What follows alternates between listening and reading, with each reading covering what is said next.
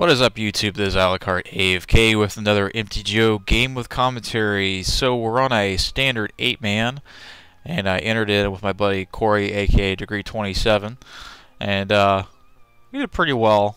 Not as well as you'd like in this one. Some previous 8-mans did pretty well.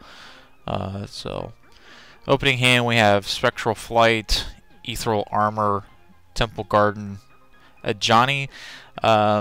It was my buddy Corey's idea to throw in a couple of Johnny, and I thought he's okay, you know. But in the games where I've played, he works as a great finisher. So Silverblade Paladin is another way to do it. Get that double strike in there, but this is more targeted. You know, -3 ability, gains flying and double strike into end of turn. Didn't really think there was much use of putting him out early.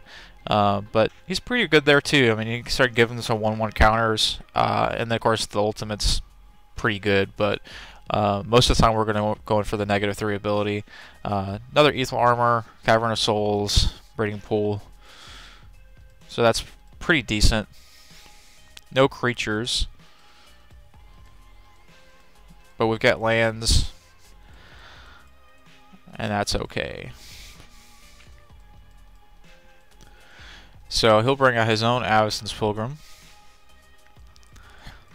We'll just keep putting some lands out.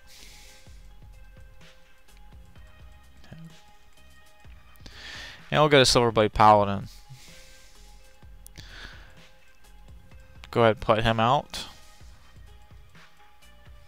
And he'll do a Mizzing Mortars on it. So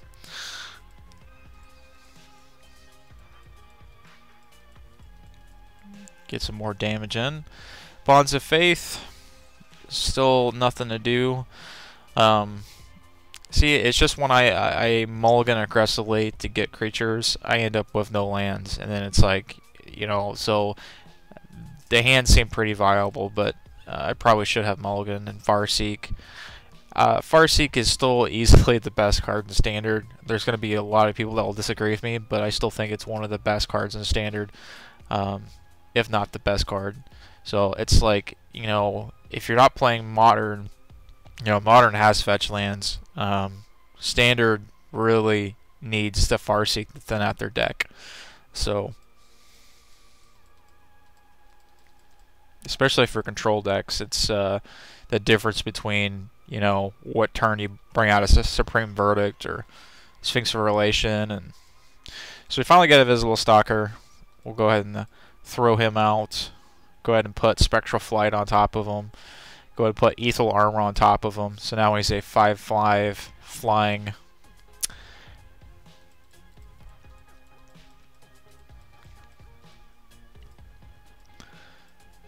And he'll bring out a Thundermaw Hellkite. So this is a tournament, and things like that happen. That is that for sure is that just happened. The nice thing about it is that Thundermaw Hellkite's going to come out, swing for 5. He's going to tap my Invisible Stalker. Deals 1 damage to each creature flying. Your opponent controls, tap those creatures. But essentially, we can still swing in the guy. It can't be blocked. It's hexproof, so we're still sitting pretty good.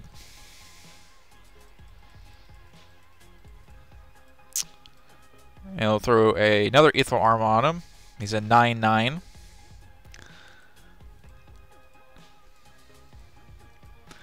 And we'll go ahead and swing in.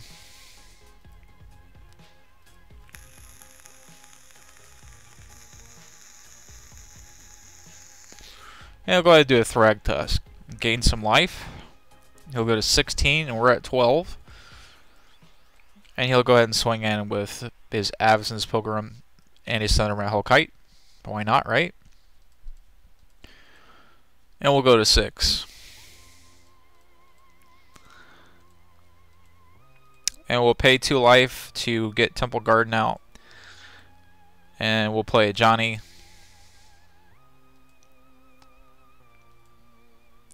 And give our Invisible Stalker double strike. So it's a 9/9 with double strike. So that is 18 damage.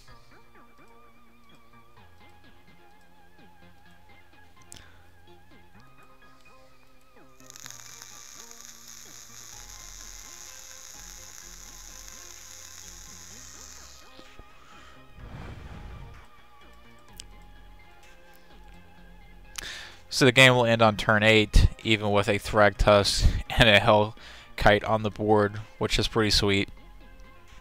So let's go on to game 2 of this tournament. See you then. So we're on the game 2. Opening hand, we have Temple Garden, Ethereal Armor, Silverblade Paladin, Spectral Flight, Breeding Pool, another Spectral Flight, and Gifts of Orsos. So again, that's the sideboard card for when we need to gain some life. So we'll go ahead and keep this again.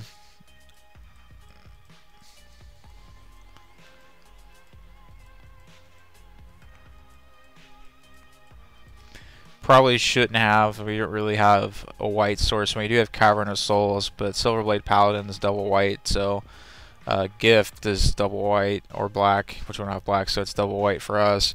So sometimes you just gotta go bite the bullet and mulligan down at least one time. Get Avacyn's Pilgrim, that's our double white, so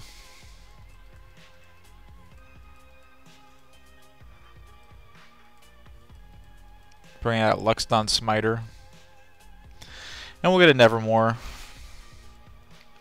We'll go ahead and play Nevermore. And we'll stop Thragtusk.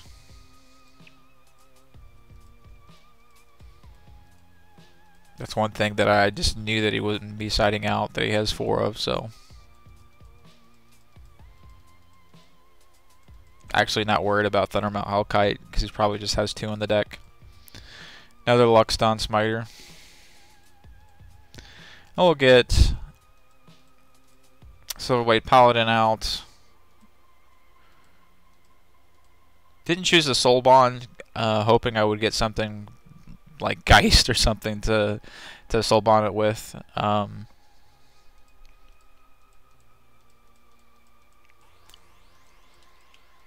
So we'll swing in for 8.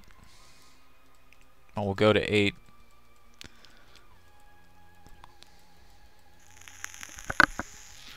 So we'll go ahead and put Gifts on Silverblade Paladin.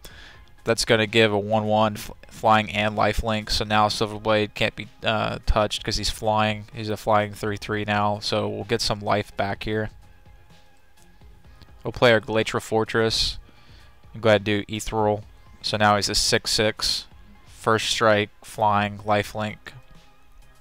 Doesn't have the double strike because he wasn't paired with Pilgrim. That was probably, like I said, probably a mistake. I was hoping I would get something behind it to go ahead and do a great finisher with it, but right now he'd be doing double strike. So sometimes you just got to pair with the unlikely guy just to get double strike there. So.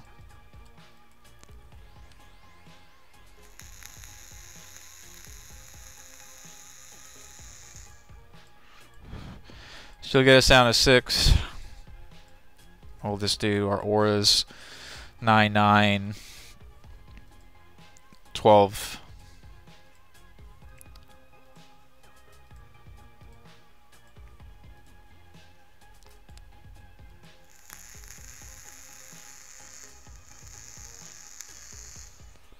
So we're getting life back, so it's not a huge deal that we didn't swing with Avacyn. I just didn't want to be not being able to play something that I needed to. Just we have 2 white sources here, white source on a creature, but you just never know. And plus he can act as a blocker too, so.